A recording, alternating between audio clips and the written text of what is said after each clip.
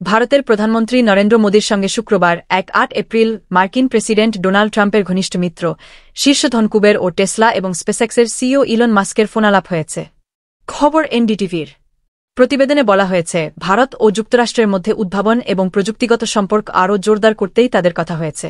Elon মাস্কের সঙ্গে কথোপকথনের পর এক্স হ্যান্ডলে পোস্ট করেছেন মোদি। তিনি লিখেছেন, ইলন মাস্কের সঙ্গে কথা বললাম। অনেকগুলো বিষয় নিয়ে বিস্তারিত আলোচনা হয়েছে। ওয়াশিংটন ডিসিতে চলতি বছরের শুরুতে তার সঙ্গে হওয়া সাক্ষাতে যেসব প্রসঙ্গ উঠেছিল সেগুলো নিয়েও আলোচনা হল।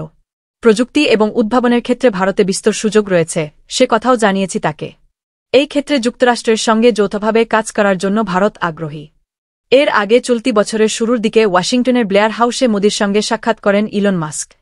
চীনের সঙ্গে যখন যুক্তরাষ্ট্রের বাণিজ্যযুদ্ধ তুঙ্গে তখন মোদির সঙ্গে কথা হল ইলন মাস্কের। এছাড়া চীনের সঙ্গে বাণিজ্যযুদ্ধের মধ্যে 4 দিনের সফরে আগামী সপ্তাহে ভারত যাচ্ছেন যুক্তরাষ্ট্রের ভাইস প্রেসিডেন্ট জেডি ভ্যান্স। সেখানে তিনি ভারতের প্রধানমন্ত্রী নরেন্দ্র মোদীর সঙ্গে সাক্ষাৎ করবেন।